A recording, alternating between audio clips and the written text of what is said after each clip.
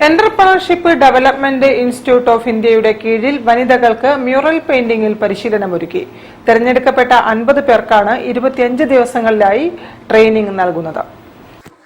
Entrepreneurship development institute of ഇന്ത്യയുടെ implementing പാർട്ണറായ EDSന്റെ ആഭിമുഖ്യത്തിൽ കോഴിക്കോട് ജില്ലയിൽ നിന്നും തിരഞ്ഞെടുത്ത 50 വനിതകൾക്ക് മ്യൂറൽ പെയിന്റിംഗിലുള്ള 25 ദിവസത്തെ പരിശീലനം കോഴിക്കോട് നോർത്ത് നിയോജകമണ്ഡലം MLA ശ്രീ തോട്ടത്തിൽ രവീന്ദ്രൻ ഉദ്ഘാടനം ചെയ്തു.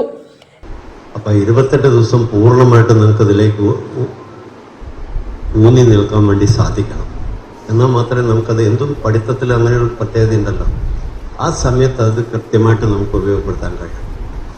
ഒരു പാസ്സായി വരുന്ന ഒരാൾക്ക് പെട്ടെന്ന് ജോലിയോ അല്ലെങ്കിൽ മറ്റ് സൗകര്യങ്ങളോ ലഭിച്ചു എന്ന് വരില്ല.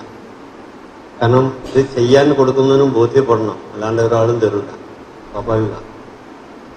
അപ്പം അങ്ങനെ ഒരു അവസ്ഥ ഉണ്ടാക്കി കൊടുക്കാനുള്ള ഒരു സഹായവും കൂടെ ഇതിൻ്റെ ഈ പ്രോഗ്രാമിൻ്റെ ഭാഗമായിട്ട് നമുക്ക് ലഭിക്കുന്നുണ്ട്. തീർച്ചയായിട്ടും വലിയ സന്തോഷമുണ്ട്. നമുക്കൊരു നല്ല ജീവിതം ഉണ്ടാവില്ല.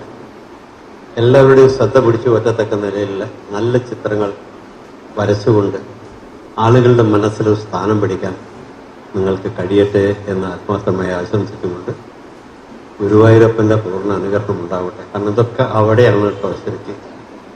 Lead district bank manager Shri Jyothis മുഖ്യാതിഥിയായി സംസാരിച്ചു.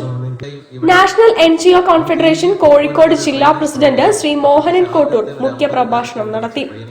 Entrepreneurship development society president advocate Janaki അധ്യക്ഷത വഹിച്ചു.